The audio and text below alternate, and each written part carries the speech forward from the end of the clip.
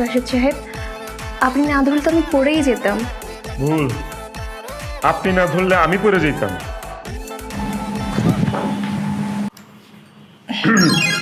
এই, কি বলেন আপনি? রাশেদ সাহেব, আপনি আমার নাম জানেন? এই, আপনি আমার নাম জানেন কিভাবে? আপনি কি আমাকে চেনেন?